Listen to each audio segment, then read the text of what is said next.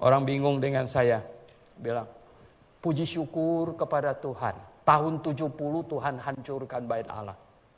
Dan taruh satu gedung yang gak gampang untuk bisa dipindah. Taruh satu gedung di situ. Ya kenapa? Lah kalau bait Allah tidak dihancurkan, kekristenan makin ngawurnya akan makin kacau. Pasti. Ya kenapa? Lah sekarang Kristen itu gampang.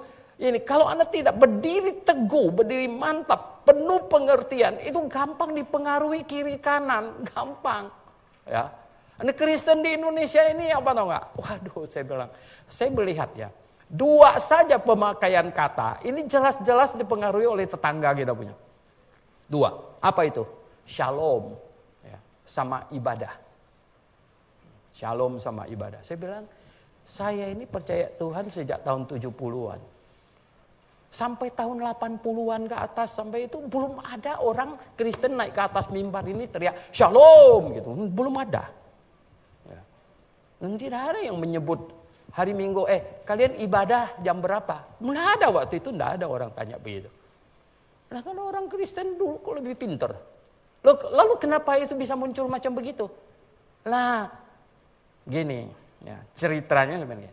Yang para murtadin itu yang dari sebelah masuk ke sini. Sebelum mereka jadi Kristen, mereka terpeleset saja, Alhamdulillah, nggak jatuh gitu kan. Gitu. Ya, setelah kita asal mimba apa? Assalamualaikum ya warahmatullahi wabarakatuh. Ya dong. Itu kan. Sedikit-sedikit mereka itu kan. Karena apa? Karena mereka dari bisa omong itu sudah menyebut begitu. Sudah biasa begitu. Nah, sekarang tiba-tiba mereka jadi Kristen. Masa dia terpleset? Alhamdulillah. Nanti teman-teman kau kan sekarang udah jadi Kristen, ya you know? Nah sekarang mau apa? Terpleset, haleluya gitu kan. Mereka ganti. Nah kan jadi gimana ini ya?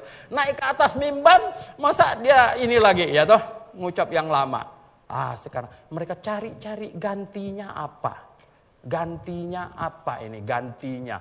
Selamat malam kayaknya belum begitu mantap gitu.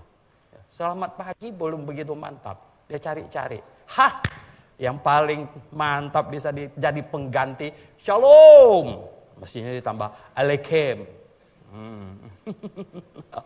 Ini. Nah, kemudian apa? Ibadah. Aduh, saya bilang orang Kristen kok jadi ini gara-gara di televisi. Rumah ibadah orang Hindu, rumah ibadah orang Muslim, rumah ibadah orang Buddha. Jadi yang Kristen apa? Rumah ibadahnya orang Kristen. Rumah ibadahnya. Lama-lama orang Kristen yang tidak mengerti kebenaran jadi bingung, ya. Jadi kalian ibadah seminggu berapa kali? Kami satu hari ibadahnya 5 kali loh. Plus ada itu. Jadi kalian ibadahnya berapa kali? Ini kan jadi ngawur lagi. Ini mengacaukan. Orang Kristen hari Minggu seperti sekarang ini bukan ibadah. Enggak ada. Karena ibadah orang Kristen itu sudah bersifat rohani. Sudah terjadi sepanjang waktu. Jadi tidak di hari Minggu jam segini ibadah lagi gitu. Ini harus dimengerti. Nah, kita jangan dipengaruhi oleh tetangga gitu loh. Nah orang yang bisa dipengaruhi oleh orang lain itu karena dia tidak paham sekali dengan imannya. Maka dia udah gampang dipengaruhi gitu. Kalau kita paham betul dengan iman kita. Nggak gampang dipengaruhi. Ya ada yang mau datang pengaruhi. Kita yang balik mengajar mereka. Ya kan? Kita yang balik mengajar mereka. Mereka bilang, Pak Soento kok nggak pernah sebut shalom-shalom.